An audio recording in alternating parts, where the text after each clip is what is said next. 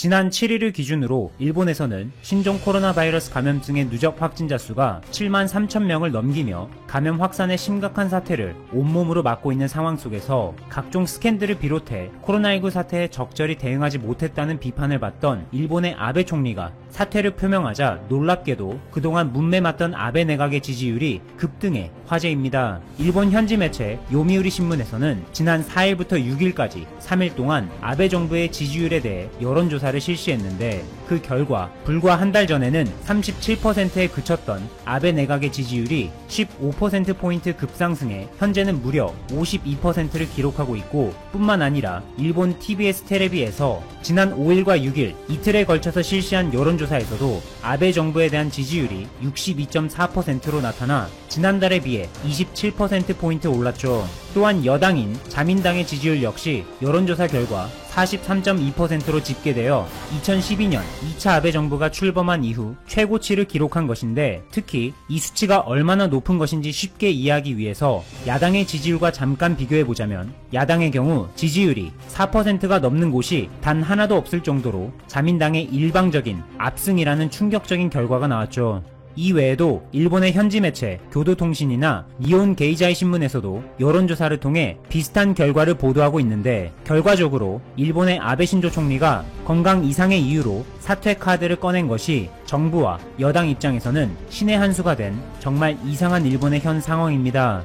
현재까지 아베 총리의 후임으로는 일본 정치계 주요 파벌들의 지지를 한몸에 받고 있는 스가 요시히데 관방장관이 유력한 인물로 꼽히는데 스가 관방장관은 지난 7일 일본 요미우리 신문과 인터뷰를 하면서 한국과 일본 양국 관계에 있어서 국제법 위반과 관련해 철저하게 대응해 나가겠다. 한국과 일본 사이에는 한일 청구권 협정이 그 중심에 있는데 한국 대법원의 징용 피해자 배상 판결은 이에 어긋나는 것이다.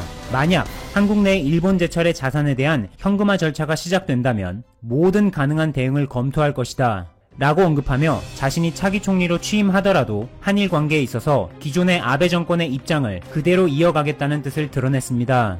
아베 총리의 갑작스러운 사퇴 발표와 함께 일본에서는 기존의 아베 정권의 의지를 고수해 나가려는 스가 정관을 중심으로 일본의 차기 정권이 구성될 것으로 높게 예상되는 가운데 일본의 대표적인 한국 전문가인 시즈오카 현립대학의 오쿠노조 히데키 교수는 지금의 한일 관계 문제의 원인으로 구조적인 부분을 강조해 세간의 이목을 끌었죠. 오쿠노조 교수에 의하면 한일 갈등의 가장 큰 원인 중 하나로 한국에 대한 일본의 인식과 태도에서 문제점을 찾고 있는데 지난 1965년에 국교 정상화가 이루어진 이후와 현재 이렇게 두 시점을 비교해보면 한국과 일본 양국의 위상이 너무나 달라져 있는 것을 볼 수 있습니다. 일본의 경우 한때는 전 세계를 주름잡으며 아시아에서는 절대적인 경제 대국으로서 홀로 앞서 나간 때도 있었지만 지난 20여 년 동안 장기적 경제 침체와 정치적 혼란이 뒤섞인 반면 한국의 경우 기적이라고 할 만큼 다방면에서 엄청난 발전을 이루며 현재는 전 세계의 중심에서 활약하고 있다고 해도 과언이 아닐 정도로 위상이 높아진 실정입니다.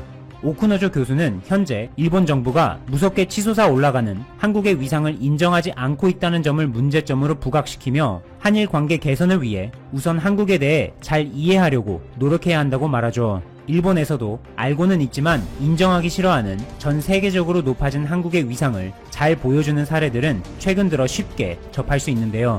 먼저 코로나19 사태의 이슈가 전 세계에서 끊이질 않고 있는 가운데 코로나와 관련해 특허 부문에서 한국이 세계 정상에 올라 있습니다. 단순하게 생각해보면 미국이나 유럽 국가 등의 글로벌 제약회사들이 코로나와 관련해 특허 1위를 달리고 있을 것 같지만 놀랍게도 1위에는 한국의 생명공학연구원이 13건을 출원해 선두 자리를 지키고 있죠. 최근 일본의 니혼 게이자이 신문에서는 지난 20여 년간 질병 분야에서 특허 출원 건수를 조사해 그 결과를 보도한 바 있는데 1위에는 앞서 언급한 한국의 생명공학연구원이 13건, 그 다음 2위에는 스위스의 로슈가 9건, 한국 연세대와 프랑스 국립과학연구센터, 그리고 미국의 화이자가 8건으로 공동 3위에 올랐다고 전해져 주변에 관심을 모았죠. 이처럼 지난 20여 년간 코로나와 관련된 특허 출원 건수는 650건에 불과한데 류마티스 관절염이나 알츠하이머, 천식 등의 경우 같은 기간에 무려 36,000건 이상의 특허가 출원돼 대조되는 모습을 보였죠. 이러한 현상의 가장 큰 원인으로는 글로벌 제약 회사들이 아무래도 수익성이 상대적으로 높은 질병 위주로 연구를 하게 되는 실정이기 때문인데, 이러한 상황 속에서 한국에서는 대학과 전문 연구기관들이 앞장서서 코로나 등의 감염성 질병 연구에 박차를 가하고 있습니다. 뿐만 아니라 이번 코로나19 팬데믹을 직면해 경제가 위축되는 추세가 지속되는 가운데 한국 기업들은 역으로 이를 기회 삼아 세계 시장에서 점유율을 점차 높이고 있는데, 그 예로 자동차 분야를 들 수 있습니다. 지난 7일 한국자동차산업협회의 발표에 따르면 한국은 올해 상반기에 162만 7,643대의 자동차를 생산했는데, 비록 전년 동기 대비 19.8%나 감소한 수치이지만 세계 자동차 생산국 순위를 살펴보면 독일을 따라잡으며 2001년 통계 집계 이후 처음으로 4위에 올라 화제가 됐습니다. 물론 1000만 대 이상 생산한 중국과 300만 대 이상 생산한 미국, 그리고 일본이 우리나라보다 앞서가고 있지만 그 성장 속도가 남다른 것이죠. 또한 한국은 단순히 자동차를 많이 생산하는 것에 그치지 않고 환경을 고려해 지속 가능성이 높은 친환경 자동차를 개발해 상용화하는 것에 아낌없이 투자하고 있는데, 미국의 대표적인 자동차 제조업체인 GM, 즉 제너럴 모터스의 스티븐 키퍼 수석 부사장 겸 해외 사업 부문 대표는 지난 3일 온라인으로 개최된 캐딜락 글로벌 미디어 로드쇼를 통해 GM의 가장 크고 중요한 테크니컬 센터는 바로 한국 센터로, 자원 측면에서 봤을 때 순수 전기차 미래로 향하는 데 있어 그 중심에는 분명히 한국이 있다. GM에 납품하는 부품 업체는 전 세계에 약 2만 개가 있는데, 그 중에서 최고의 업체를 올해의 서플라이어라고 부르고 있는데 매년 한국 기업 130여 개가 포함된다 라고 언급하며 전기차 미래에서 한국 역할의 중요성을 강조했습니다. 그는 또한 전기차 배터리와 관련해서 LG화학을 예로 들며 배터리의 성능은 물론이고 지구 환경을 고려한 지속 가능성까지 신경을 쓴 기술 개발에 앞장선 한국 기업과 협력할 수 있어 매우 기쁘다며 극찬했죠. 이렇게 한국은 친환경 전기차 시장에 있어서 중요한 역할을 맡으면서 동시에 또 다른 친환경 모델인 수소차에 있어서도 투자를 아끼지 않죠. 지난 7일 대한민국의 문재인 대통령은 제1회 푸른 하늘의 날 행사를 맞아 청와대에서 기념사를 했는데, 여기에서 문재인 대통령은 전기차의 경우 2025년까지 현재의 11만 대에서 113만 대로 확대하고, 수소차의 경우 기존의 8,000대에서 20만 대로 보급을 대폭 늘릴 계획이다.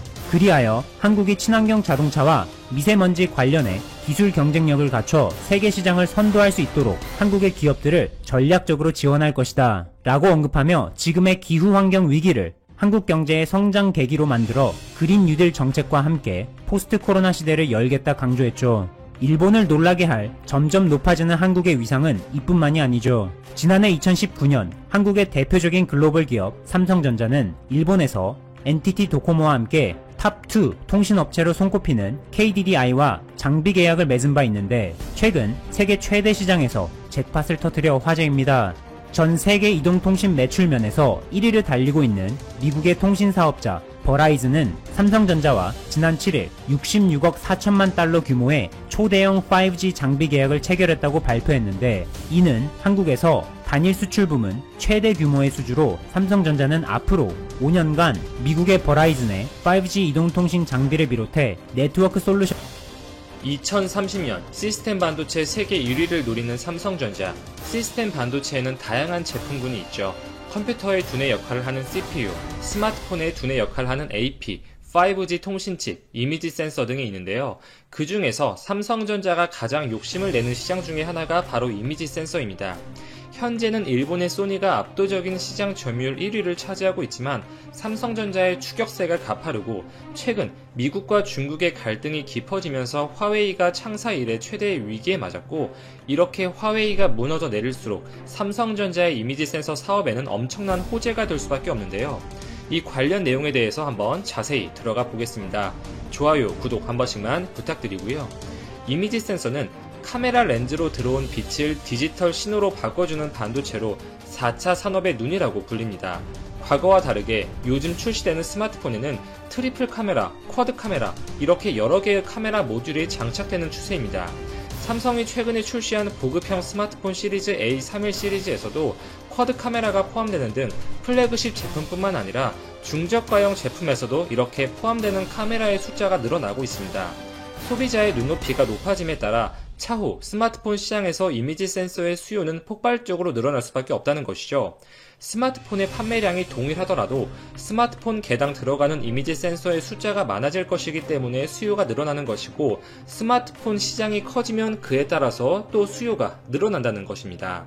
그리고 자율주행 차량용 카메라나 첨단화되어 가고 있는 의료기기, 스마트 공장 등에서도 이미지 센서의 니즈는 증가할 수밖에 없기에 이미지 센서 시장은 시스템 반도체의 세계 1위를 원하는 삼성전자 입장에서 결코 양보할 수 없는 시장이라는 것이죠. 현재 세계는 미국과 중국의 4차 산업을 둘러싼 패권 경쟁이 정말 치열합니다. 중국이 화웨이를 필두로 인공지능, 5G 등으로 대표되는 4차 산업에서 두각을 나타내고 있고, 미국이 이를 저지하려는 모양새죠. 화웨이에 대한 고강도의 규제 정책을 잇따라 내놓으면서 사실상 화웨이로 향하는 모든 반도체의 공급선을 막아버렸습니다. AP 칩셋 뿐만 아니라 D램, 낸드 플래시 등의 메모리 반도체마저 공급받기 어려워진 형편이 되어버렸고, 중국의 파운드리 기업 SMIC마저 미국이 블랙리스트에 올릴지 검토한다는 소식이 언론에 전해지면서 중국 반도체를 사실상 붕괴시킬 각오로 규제 수위를 끌어올리고 있습니다. 이에 따라서 화웨이는 주력 산업인 스마트폰 부분에서 완전히 경쟁력을 상실할 것으로 보이는데, 당장 내년에 스마트폰의 글로벌 시장 점유율이 4%대까지 추락해서 퇴출 수순을 밟을 것이라는 것이 많은 세계 투자 기관들의 예측입니다. 화웨이의 점유율이 하락하면 그 자리를 가장 우선적으로 채울 것은 다른 중국의 제조 기업들이에요. 샤오미, 오포, 비보 등의 중저가용 스마트폰을 위주로 제조하는 중국 기업들이 반사 이익을 가장 크게 얻을 가능성이 높고, 삼성전자나 LG전자 역시 수혜를 받을 것입니다. 제가 주목하는 것은 중국의 다른 기업들이 이득을 본다는 것이에요. 화웨이가 출시하는 스마트폰에는 대부분 소니의 이미지 센서가 탑재가 되어 있습니다. 이미지 센서만큼은 두 회사의 협력 관계가 돈독한 것인데요. 중저가용 스마트폰 뿐만 아니라 메이트 30 등의 프리미엄급 제품에도 소니의 이미지 센서를 적극적으로 채택해 오고 있었습니다. 화웨이의 점유율이 빠지면 그만큼 소니가 주요 고객을 뺏기고 큰 손해를 본다는 것이죠. 소니가 이미지 센서 시장 1위를 달성하고 유지할 수 있는 계기가 바로 애플과 화웨이 때문이었습니다. 화웨이의 자리를 다른 중국의 제조 기업들이 채운다고 가정하면 아무래도 말씀드렸듯이 샤오미, 오포 두 기업이 가장 큰 이득을 보겠죠. 샤오미와 오포는 삼성전자의 이미지 센서를 주로 채택하고 있는 기업이에요. 특히 샤오미와 삼성전자 간의 신뢰 관계는 특히 돈독한 편인데, 삼성이 2019년 말부터 샤오미에 1억 800만 화소의 아이소셀 브라이트 HMX를 공급하고 있습니다. 심지어 삼성이 출시되는 갤럭시 시리즈보다 먼저 샤오미의 스마트폰 미 CC9 프로에 탑재된 바 있었어요. 또한 상반기 미국 IT 전문 매체 톰스 가이드가 보도한 바에 따르면 삼성전자가 개발을 완료했다고 알려진 1억 5천만 화소의 이미지 센서가 올해 4분기 출시될 샤오미의 최신 스마트폰에 포함될 가능성이 있다고 합니다. 이렇게 소니에 전적으로 의존했던 화웨이가 무너지고 샤오미나 오포가 그 자리를 주로 채우게 되면 삼성의 이미지 센서 사업에는 큰 이득이 될 것이라는 거죠. 그리고 삼성전자 역시 일부 스마트폰 시장 점유율을 가져갈 가능성이 높은데, 이렇게 삼성 갤럭시의 시장 점유율이 올라가면 당연히 삼성의 이미지 센서 사업에도 이득이 될 것이라는 것입니다. 실제로 8월에 시장 조사업체 옴디아가 조사한 바에 따르면 올해 들어서 소니와 삼성전자 간의 CMOS 이미지 센서 점유율 차이가 크게 좁혀졌다고 합니다. 작년 3분기 기준 56%까지 상승했던 소니의 시장 점유율이 올해 2분기 42%로 14%가량 하락했고, 같은 기간 삼성전자의 점유율이 16%에서 22%로 6%가량 상승했어요. 20%대까지 격차가 좁혀진 것이죠. 여러가지 이유가 있을 수 있겠습니다. 소니 입장에서 주로 매출을 올려줬던 기업이 언급드렸던 애플과 화웨이였는데, 애플이 신제품 출시를 연기한 것도 분명 영향이 있을 것이고, 화웨이 역시 상반기에 스마트폰 사업에 어려움을 겪고 생산량을 조절한 것도 원인이라고 볼 수가 있을 것입니다.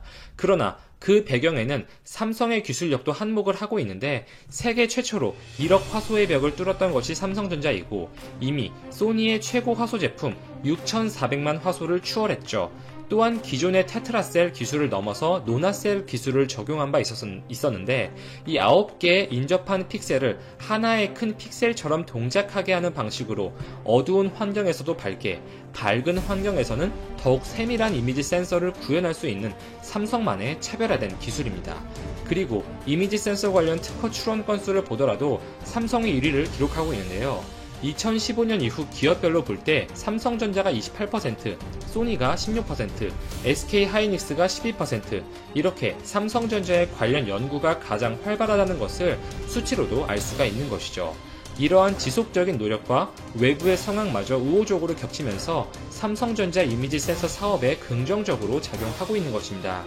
이미지 센서 시장은 소니와 삼성전자가 어떻게 보면 양분해서 과점을 하고 있는 시장이고 시장의 연평균 성장률은 10% 정도로 예측이 됩니다. 시장 조사 업체 TSR이 조사한 바에 따르면 CMOS 이미지 센서 시장은 올해 22조 원 정도에서 2024년 32조 원까지 확대할 것으로 예측을 했고요. 특히 스마트폰이 기존의 디지털 카메라를 완벽히 대체하기 시작하면서 높은 성능을 가지는 프리미엄급 초고화질의 제품 수요가 올라갈 수밖에 없는 상황입니다. 일례로 언급드렸듯이 보급형 제품에도 이미 여러 개의 카메라 모듈이 들어가기 시작했고요. 이렇게 소비자들의 눈높이가 올라가고 있죠. 그에 따라서 6,400만 화소 이상의 초고화질 이미지 센서 시장은 연평균 80% 이상 커질 것으로 예측이 되고 있어요. 전체 이미지 센서 시장 성장 규모보다 훨씬 더 빠른 속도로 커진다는 것이죠. 이에 따라서 삼성전자와 소니는 충분한 캐파를 확보하기 위해서 생산 라인의 증설에 힘쓰고 있는데요. 소니는 일본의 나가사키현에 1조 1,000억 원 가량을 투자해서 월 생산량을 11만 장에서 14만 장까지 늘리고